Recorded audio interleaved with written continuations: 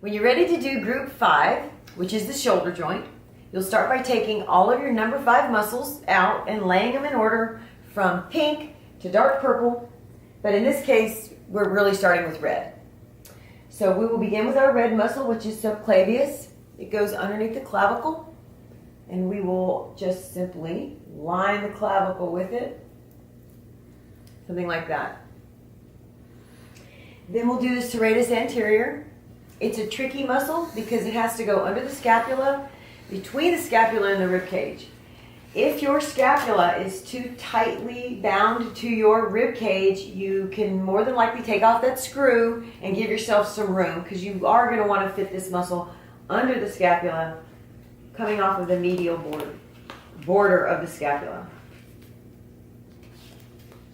Work it in there, and then it lands on the rib cage.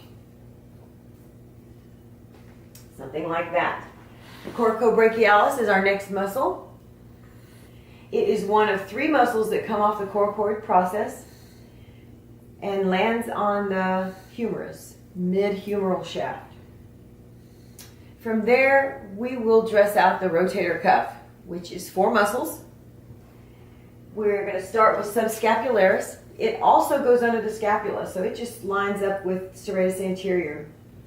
It fits in the groove of the bone.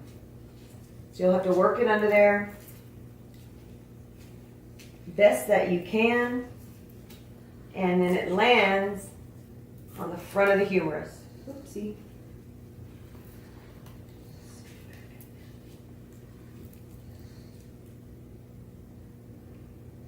And you can see it coming off the front of the humerus and landing on the humeral head. Then we'll do infraspinatus.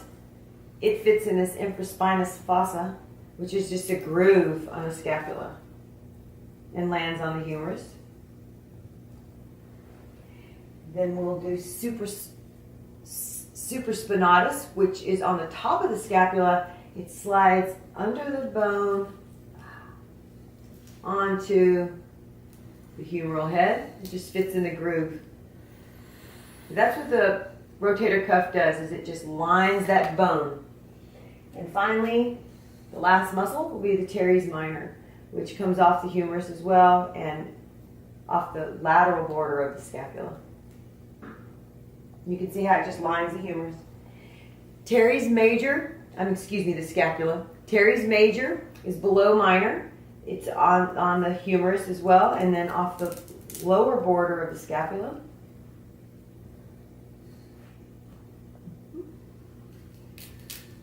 Make them fit a little prettier. They fit together somewhat like a puzzle. Levator scapula comes off the top of the scapula and lands on the transverse processes. Triceps brachii is on the elbow, part of the humerus, and then goes over major and under minor, teres that is, and lands on the scapula. That's your triceps. Rhomboids major and minor. Simply it connects the scapula to the spine. So it comes off of the medial border of the scapula and onto the spine.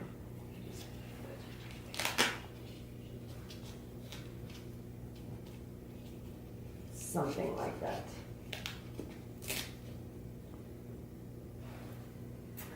Then in the front, we've got 2 more muscles we can put on for our green. Pec minor, which comes off ribs 3, 4, and 5, and it's another one of those muscles that's on the coracoid process. Oopsie.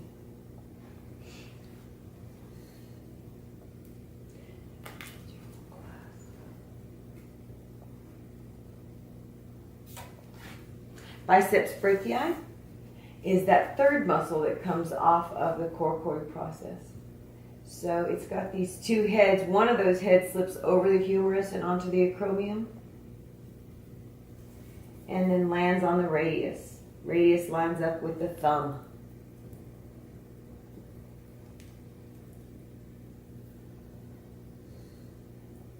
And you can start to see how your muscles are layering on your arm there.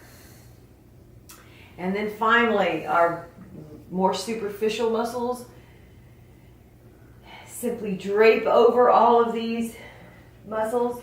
Latissimus dorsi comes off of the, fascially it goes all the way down to the tailbone, lines up along the iliac crest and along the spinous processes there. It comes to the arm, makes a little flip, and then it lands on the humerus. So this one starts superficial, kind of ends deep there. Something like this. Okay. We're going to finish up with trapezius. Is off the occipital ridge. It's a great muscle because it simply lines the top of the scapula over to the clavicle. So it just fits in the groove there along the bone. And then down the spinous processes. And that's what the little holes are here for. If you can hook them onto your spinous processes to hold them in place, you can do that. The deltoid lines the rest of this scapula.